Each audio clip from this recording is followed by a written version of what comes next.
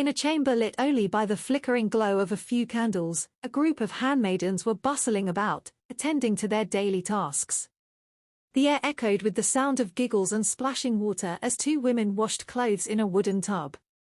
The small room was crammed with linens and garments, the walls lined with shelves and a narrow window that allowed only the faintest hint of dawn's light. Saviri entered the room, attempting to blend in, but Gwendolvy's sharp eyes immediately noticed her.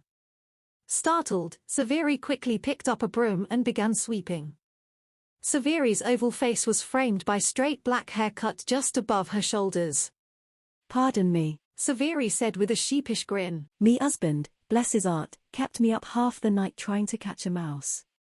Poor thing got away, but not before gnawing through his new boots." Saviri huffed. "I told him to wash 'em out. Bloody things smell like cheese." Some of the handmaidens chuckled while others glanced at Saviri with knowing smiles, suspecting that there might be more to her story. Saviri sniffed, her eyes darted around the room.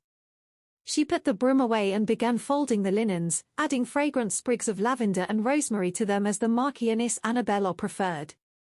Gwendolvy, the unofficially highest-ranking handmaiden, gave Saviri a sterner look than her already stern face usually wore. "No one will fault you for being a few minutes tardy once, but only once," she warned.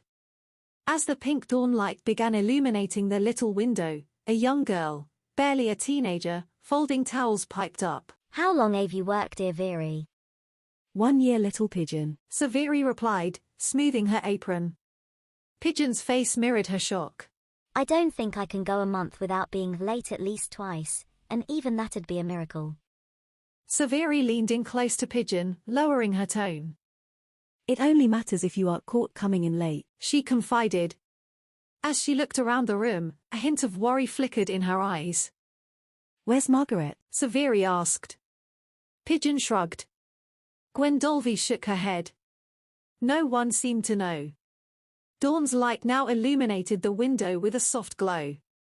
A white-haired handmaiden, Mort, pulled Saviri aside, speaking to her in a hushed tone. "I've noticed how friendly the Marquis's brother has been with you. Mort whispered, her voice laced with concern. If you find yourself in an unfortunate situation, let me know.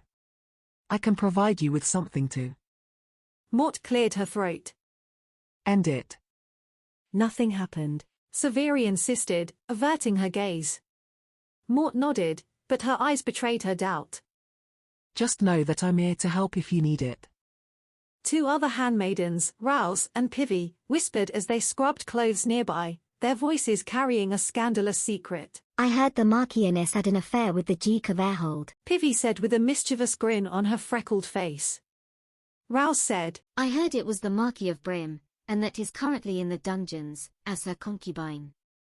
Gwendolvy walked up to Pigeon, scolding Pivy and Rouse. "How dare you speak such things in front of the children?" She covered Pigeon's ears before finishing her sentence. "You inexecrable gigglets." Saviri looked over at Pigeon's work as Gwendolvy walked back to her task. Saviri moved up to help Pigeon fold the towels. "Marchioness Annabella is particular about how everything is folded. She likes them folded into a perfect square with the embroidered edges neatly aligned." "Oh, Pigeon said. thank you. As they worked, Pivy asked the group. What be the strangest task ye have ever done for the Marchioness?" Pigeon, her eyes wide and innocent, replied. "Wash my hands." Pivy giggled, Rouse laughed out loud. For just a moment, a weight bearing down on Saviri showed in her eyes, but she quickly covered it up with a smile and resumed working. Direct sunlight began shining through the window, filling the room with warmth and casting the shadows away, while Saviri prayed for certain things to remain in the dark.